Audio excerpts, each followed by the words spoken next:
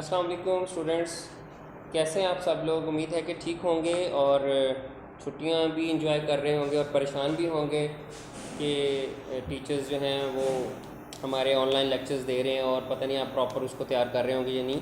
लेकिन बहुत से अच्छे स्टूडेंट्स जो हैं वो अपने लेक्चर्स को तैयार कर रहे हैं और हमें असाइनमेंट्स बनाकर भेज रहे हैं। आपको याद होगा जो हमारा प्रीवियस लेक्चर था, लेक्चर नंबर 14 इंग्लिश के हवाले से, उसमें हमने आपकी टेक्स्ट बुक के चैप्टर नंबर 3 जो कि एक समरी थी, ट्राई अगेन, उसको डिस्कस किया था। उसका हमने टेक्स्ट पढ़ा था और साथ उसकी समरी जो होती है, जो आपके एग्ज़ाम्स में 5 नंबर की आती है, वो हमने की थी। उसके मीनिंग्स और नोट्स में से उसको पढ़ा था। तो आज उसकी जो रिमेनिंग एक्सरसाइज है वो हम करेंगे। और मैं आपको बताता चलूँ कि बहुत सारे बच्चों ने मुझे असाइनमेंट्स जो हैं वो व्हाट्सएप किए हैं अपनी बनाकर समरी की। और कुछ बच्चों ने मुझसे ये क्वेश्चन पूछा था कि सर क्या समरी में हम कोटेशंस दे सकते हैं। तो जहाँ तक मेरा ख्याल है कि समरी में कोटेशन नहीं होनी चाहिए, क्योंकि समरी तो ख़ुद हम एक कोटेशंस यानी पोइट्री की एक्सप्लेनेशन कर रहे होते हैं। तो उसमें मज़ीद कोटेशंस देने से बेहतर है कि आप समरी की लेंथ को थोड़ा सा बढ़ा दें। और जो नोट्स हैं मेरे, उनमें मैंने समरी की लेंथ को इतना किया हुआ कि जिससे आप 5 मार्क्स ईजिली गेन कर सकते हैं अगर आपकी कोई मिस्टेक उसमें ना निकले। तो आज हम यहाँ पर स्टार्ट कर रहे हैं इसकी वोकैबुलरी पार्ट से। आपकी एक्सरसाइज है, पेज नंबर ये है 29। और पेज नंबर 29 में आप देखें, इसके मैं इंग्लिश मीनिंग्स भी बोलूँगा, उर्दू मीनिंग्स भी बोलूँगा, आपने वो नोट करने हैं।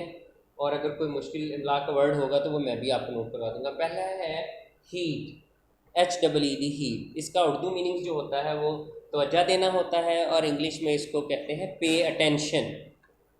पे अटेंशन, ठीक हो गया। जो दूसरा वर्ड है वो है परसिवियर। ये होता है साबित कदम रहना। तो इसको आप परसिस्ट करेंगे, परसिस्ट लिखेंगे,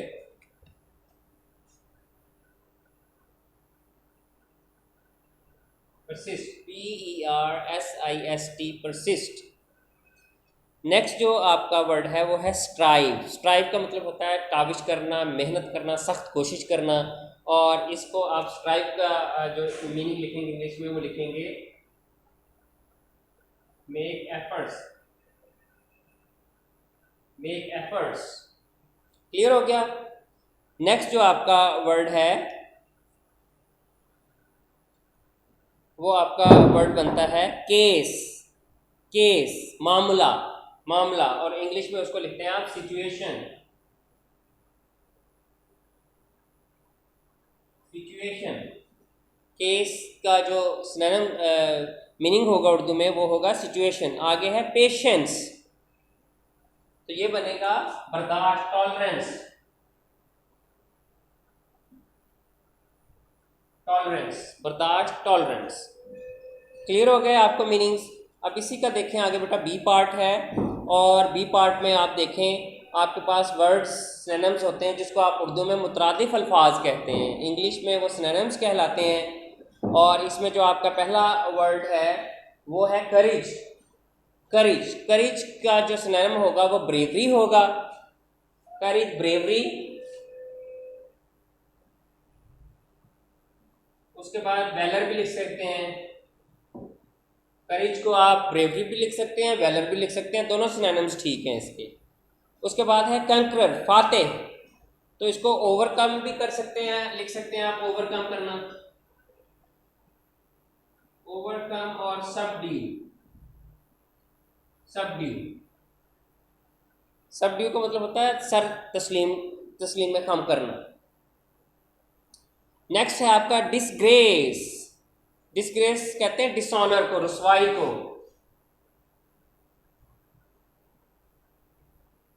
डिसऑनर। आगे है हार्ड, हार्ड सख्त, सॉलिड,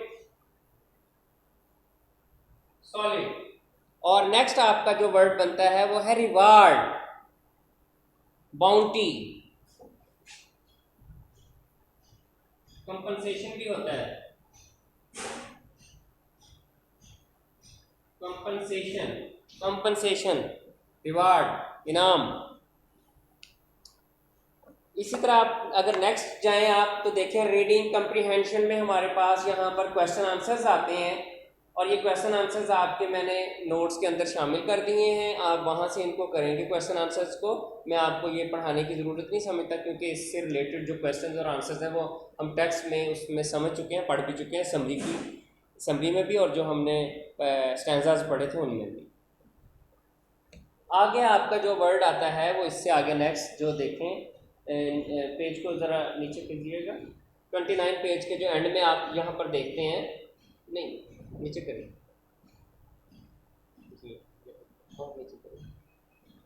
सिमिली। सिमिली को उर्दू में हम तशबीह कहते हैं, तशबीह देना किसी चीज़ को। जैसे हम एक पोएम पढ़ते थे ना बचपन में, twinkle twinkle little star how wonder what you are, up above the world so high, like a diamond in the sky, like a diamond in the sky. अब ये जो वर्ड आपने यहाँ पे मैं बोल रहा हूँ, like a diamond in the sky, तो ये like a diamond, stars are shining like a diamond, तो ये मैंने सिमिली इस्तेमाल की है जिसको आप तशबीह कहते हैं। इसमें लाइक और एज के वर्ड्स के साथ हम दो चीज़ों को आपस में तशबीह देते हैं। यहाँ पर डेफिनेशन भी लिखी है आपकी बुक में, इसको पढ़ें ज़रा देखें। A figure of speech in which two apparently unlike things यानी वो एक जैसी नहीं होती लेकिन आर एक्सप्लिसिटली, बड़े वाज़े तरीके से, शानदार, कंपेयर्ड, उनको बड़े एक्सप्लिसिटली, बड़े क्लियर तरीके से, बड़े वाज़े तरीके से हम क्या करते हैं, कंपेयर करते हैं आपस में। यूजली इन फ्रेज की डेफिनेशन आपको पढ़ाई थी ना, अ group of words that have meanings but not complete meanings. तो फ्रेज में हम यूज़ करते हैं लाइक और एज के वर्ड्स के साथ, इंट्रोड्यूस बाय लाइक और एज, तो ऐसे अल्फाज के वो जो सेट होता है उसको हम सिमिली बोलते हैं। जैसे हम कहते हैं एज ब्लैक एज कोल, ऐसे काला के जैसे कोयला। होते हैं ना कई लोग ऐसे काले, कहना तो नहीं चाहिए किसी को, लेकिन जो ब्लैक अफ्रीकन होते हैं वो एज ब्लैक एज कोल होते हैं, ठीक है। इसी तरह as white as snow, as brave as lion, तो ये सारी सिमिलीज होती हैं। अच्छा, अब आपने चीज़ नोट की होगी कि हमने पोएम पढ़ने के बाद ये चीज़ें क्यों यूज़ की हैं। तो ये कुछ पोएटिक डिवाइसेस होती हैं, जैसे मेटाफर है, सिमिली है, पर्सोनिफिकेशन है, वो इनमें से कुछ आपने 9th क्लास में पढ़ी थी। तो यहाँ पर पोएट्स जो हैं वो फिगर ऑफ स्पीच इनको बोलते हैं, ये यूज़ करते हैं अपनी पोइट्री के अंदर किसी भी चीज़ के इफेक्ट्स को बढ़ाने के लिए, और जिसको आप पंजाबी में कहते हैं ना बल्ले बल्ले करने के लिए, तो वो अपनी लैंग्वेज में इस्तेमाल करते हैं। तो यहाँ पर उसने सिमिली का इस्तेमाल किया है, सिमिली की डेफिनेशन दी है, फिर उसने कुछ एग्जांपल दिए हैं, फिर आगे हमें सिमिली कुछ एमसीक्यूज की फॉर्म में दी हैं। वो कहता है figure of speech in which two apparently unlike things are explicitly compared, usually in a phrase introduced by like or as. Example, he is as fast as a horse, वो इतनी तेज दौड़ता है जैसे कि घोड़ा। It is cold like ice, इतनी ठंड है जैसे बर्फ हो। तो ये देखें दोनों एग्जाम्पल्स उसने सिमिली की दी हैं। अब उम्मीद है कि आपको सिमिली का कंसेप्ट समझ आ गया होगा। आगे आप पेज नंबर 30 पर जाएंगे। पेज नंबर 30 पर वो कहता है कि select the choice that explains the meaning of the simile as it is used in a sentence। आपने इन सिमिलीज दी हुई हैं, इनके अंदर चॉइसेस दी हुई हैं, हमने वो वाली चॉइस सेलेक्ट करनी है जो हमारी सिमिली के मीनिंग्स को क्लियर करती है। क्लियर होगी बात? तो नंबर 1 यहाँ पर देखें, नंबर 1 में पढ़ूंगा। On the cold winter day under the covers I kept as snug as a bug in a rug। तो कहता है कि विंटर डेज हैं, अंडर द कवर्स बात हो रही है, अंडर द कवर्स यानी लिहाफ के नीचे या कारपेट के नीचे। तो वो कहता है कि ऐसे फील होता है मुझे जैसे I kept as snug as a bug in a rug, कि जैसे कोई बग रग के नीचे छुपकर गर्माइश महसूस करता है। मुझे भी कोल्ड विंटर में रज़ाई में या कंबल में या ब्लैंकेट में जब मैं छुपता हूँ तो ऐसे ही महसूस होता है। तो इसका क्या मतलब हुआ, वो आगे मतलब एक्सप्लेन कर रहा है। The simile as snug as a bug in a rug, snug का मतलब होता है छुप जाना, हाइड हो जाना। There were bugs in my bed, क्या मेरे बेड पर बग्स थे, कीड़े मकोड़े थे? नहीं।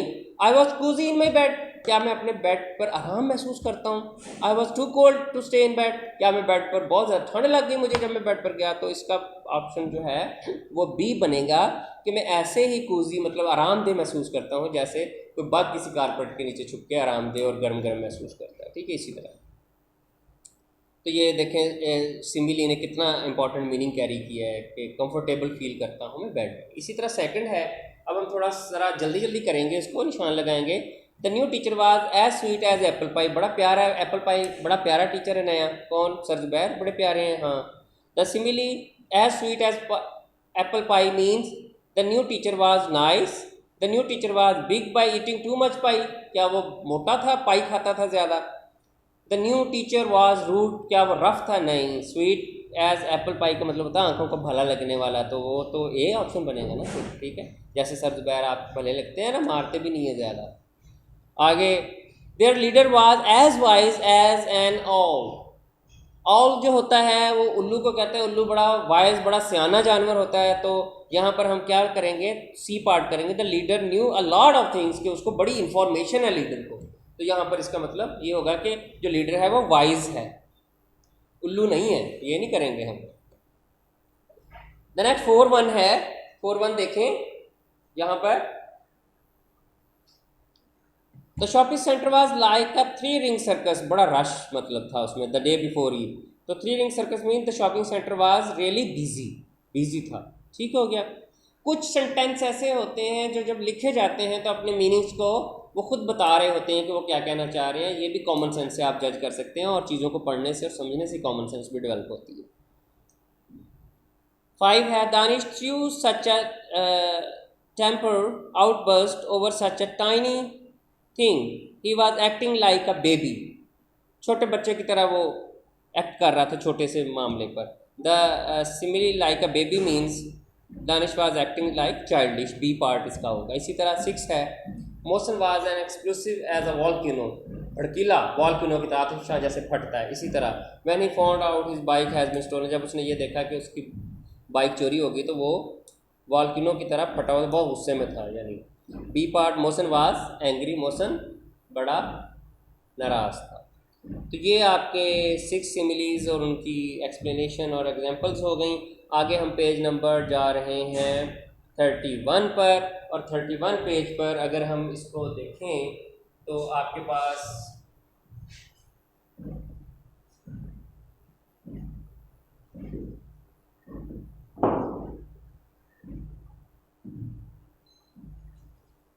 पेज पर आप देखें तो कहता है कि fill in the blanks to make similes, use the similes in sentences. हमने बनाया as a turtle, turtle slow होता है तो हम कहेंगे as slow as turtle. Next दूसरे ऑप्शन में एज क्वाइट एज, सबसे जो खामोश परिंदा होता है वो होता है ऑयल होता है। उल्लू जो है वो सबसे खामोश परिंदे को कहते हैं, तो वो लिखेंगे हम। आगे तीसरा ऑप्शन एज ब्लैक, मैंने आपको एग्जांपल शुरू में भी दी थी, एज ब्लैक एज कोल। और दूसरा आ गया as tall as a giant, as tall as a giant, ये फिल करेंगे आप। और 5th वन है एज सॉर एज लेमन, खट्टा, सॉर कहते हैं खट्टे को। ठीक है, एज स्वीट एज हनी, इतना मीठा जैसे शहद हो। ठीक, my sister is as sweet as honey, मेरी सिस्टर इतनी शीरी या मीठी हैं। ठीक है, as sour as lemon, his words are as sour as lemon, इतने गंदे अल्फाज, खट्टे अल्फाज में बोलता है जैसे लेमन खट्टा होता है। ठीक है, इसी तरह as tall as a giant. ठीक है, her elder brother is as tall as a giant. और इसी तरह अगर आप आगे देखें एज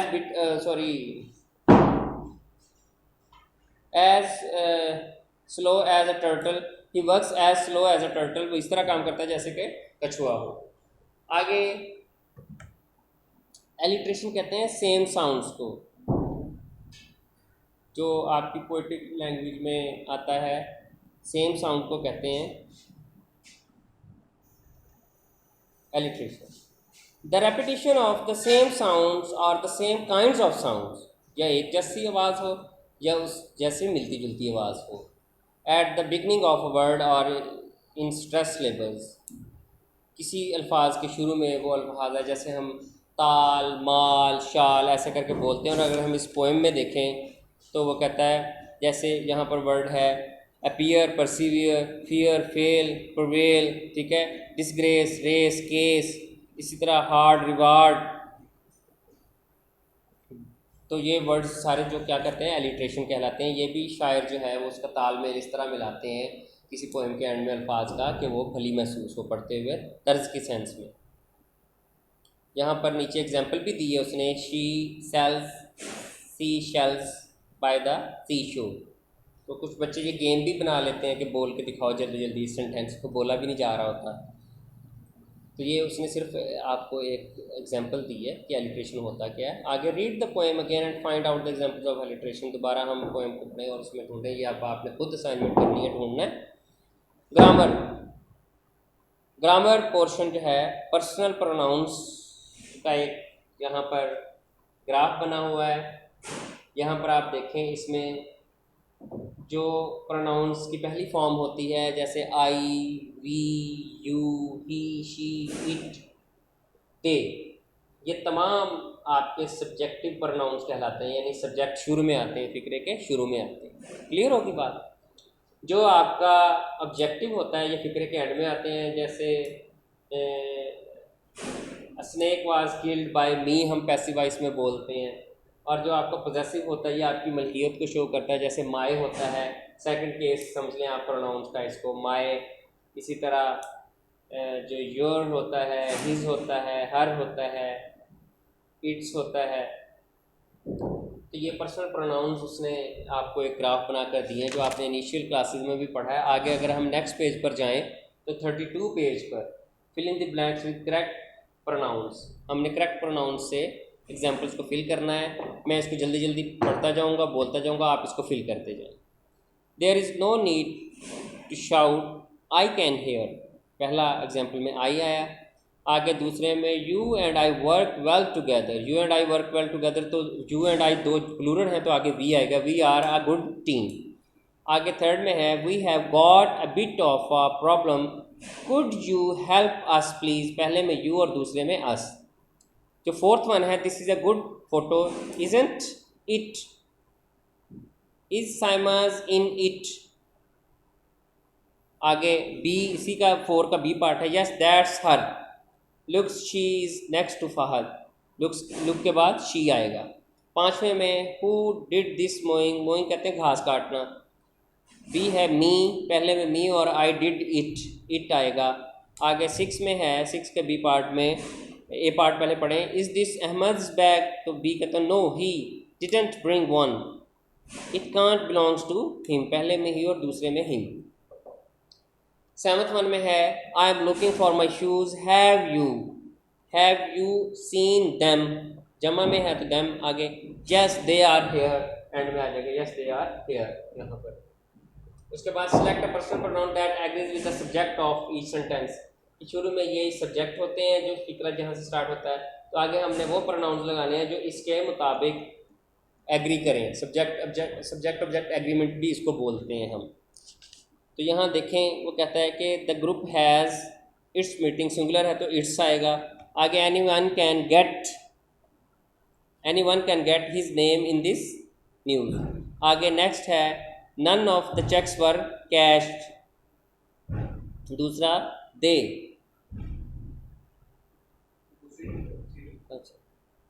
दे फाइनली। थर्ड है my mother and her sister took their आएगा। फोर्थ में है all are welcome, they just need to call, they आएगा। पांचवें में फिर Venus and Mars have their, plural है तो देयर आएगा। 6 में the band starts it's, singular है तो इट्स आएगा। Any of the candidates could win, they, any of candidates जमा में है तो आगे दे आया है। आगे 8th वन है एवरीबॉडी हैज़, हर कोई, their own dreams and goals. आगे जो आपका पार्ट है वो नेक्स्ट पेज पर अगर हम चले जाएं तो ये यहाँ पर देखें नेक्स्ट पॉइंट पर डिग्रीज ऑफ एडजेक्टिव्स हैं। आपको पता है कि आपके पास 3 डिग्रीज ऑफ एडजेक्टिव्स होती हैं, पॉजिटिव डिग्री, कंपैरेटिव डिग्री और सुपरलेटिव डिग्री। जो पॉजिटिव डिग्री होती है वो कॉमन डिग्री होती है, उसका कंपैरिजन या सुपर किसी से बढ़ चढ़ कर नहीं उसको बताया जाता, उसमें किसी भी चीज़ की खूबी या खामी लेकिन जो कंपैरेटिव डिग्री होती है उसमें दो चीज़ों का मुआवजा करते हैं, जैसे आई एम माई पेन या my bat is harder than Ali, मेरा जो बैट है वो अली के बैट से ज़्यादा सख्त है, ठीक है। इसी तरह my hand writing is better than Ali, मेरी हैंड राइटिंग अली की हैंड राइटिंग से बेहतर है। और आगे सुपरलेटिव में जैसे ब्यूटीफुल होता है, फिर मोर ब्यूटीफुल कंपैरिजन के लिए होता है कंपैरेटिव डिग्री, और मोस्ट ब्यूटीफुल होता है, ठीक है। Najma is most beautiful girl in the class, तो उसमें आप कंपैरेटिव डिग्री लगाते हैं, सुपरलेटिव डिग्री लगाते हैं, यानी उस पर कंपैरिजन भी नहीं होता और वो टॉप मोस्ट चीज़, किसी चीज़ को टॉप मोस्ट दिखाने के लिए हम डिग्रीज ऑफ एडजेक्टिव को जो है सुपरलेटिव डिग्री को यूज़ करते हैं। यहाँ पर वो आपको कह रहा है कि हम यहाँ पर अकॉर्डिंग टू द सिचुएशन आपने डिग्री लगानी है। तो यहाँ पर पहला जो ऑब्जेक्टिव है उसमें देखें, my family and I went to visit Murree last summer, of all the summers I have had I would say this was the best summer ever, कि जितने भी समर्स मेरे गर्मियाँ गुजरी हैं उनमें से ये बेस्ट है, कि उसने कंपैरिजन दिया तमाम में से बेस्ट, तो यहाँ पर सुपरलेटिव डिग्री यूज़ हुई। इन मरी वो enjoyed the horse ride, I rode a horse then that ran fast and faster on the hills, जो तेज़ और तेज़ तर दौड़ा पहाड़ियों पर। We also climb a tree and when I reach the highest branch I was more tired than my sister, यहाँ पर मच टायर्ड, मोर टायर्ड और मोस्ट टायर्ड, यानी ये सिस्टर के साथ कंपैरिजन में आ रहा है, तो कंपैरिजन में कंपैरेटिव डिग्री इस्तेमाल हुई है। इसी तरह जो फोर्थ पॉइंट है, I bought a jacket which was quite expensive, ठीक है, and my sister chose a sweater because she found it much cheaper to buy. Quite expensive, quite से ये सुपरलेटिव डिग्री और यहाँ नीचे कंपैरेटिव डिग्री इस्तेमाल हुई है। Fifth one, after our trip I feel I am the luckiest boy on earth, ठीक है, कि ट्रिप के बाद मैंने ये महसूस किया कि मैं दुनिया पर जितने भी लड़के उन सब में क्या हूँ, लकी हूँ, तो लकीस्ट आएगा, सुपरलेटिव डिग्री आएगी। यहाँ पर जो नेक्स्ट है ऑर्डर ऑफ एडजेक्टिव्स है, बाज़ का हम जो एडजेक्टिव 2 या 3 से ज़्यादा एडजेक्टिव्स इस्तेमाल करते हैं फिक्रे के अंदर। यहाँ पर जैसे यहाँ पर भी आप देख रहे हैं, arrange the adjective following the correct order, कि ह्यूज पहले आएगा इन दो एडजेक्टिव को जब हम एक जगह पर इस्तेमाल करेंगे, या ग्रे पहले आएगा।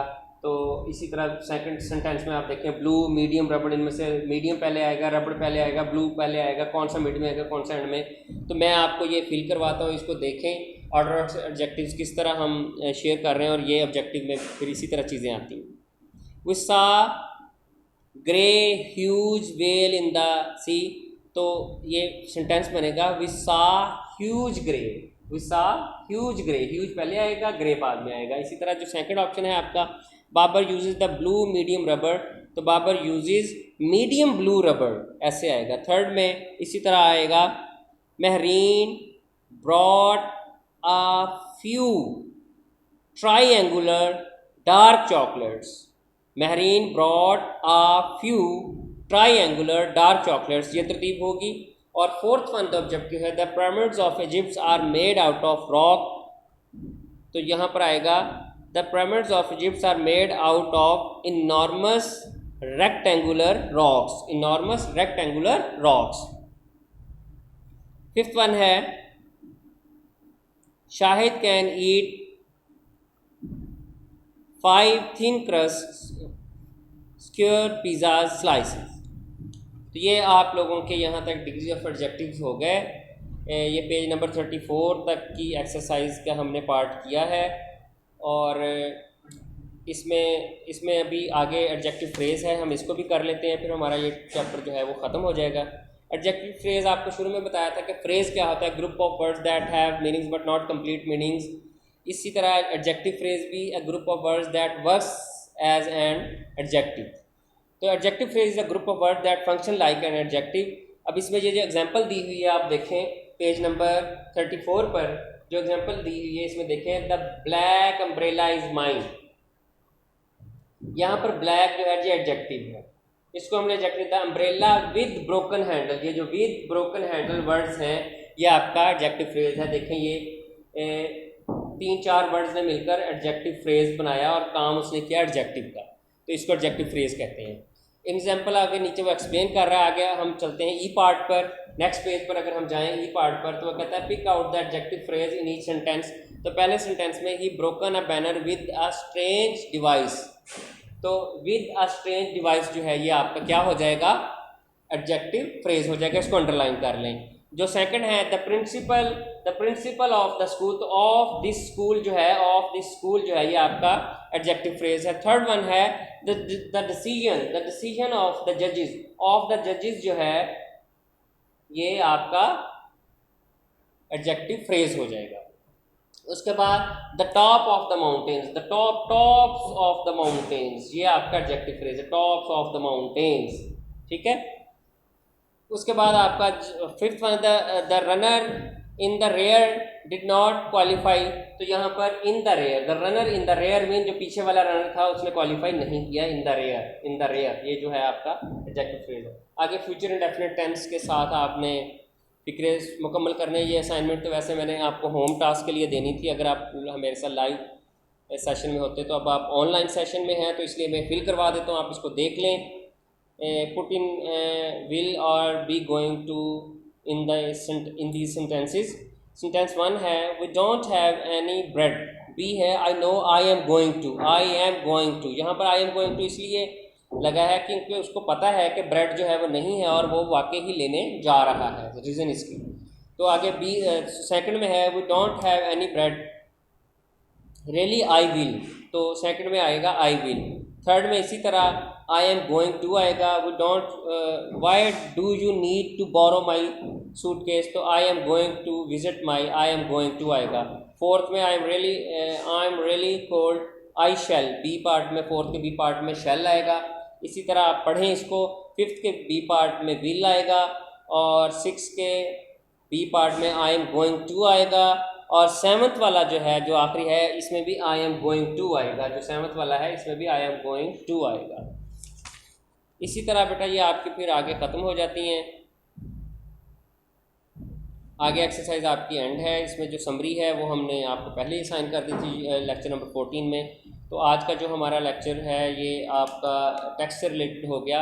अब मैं आपको डायरी साइन करता हूँ।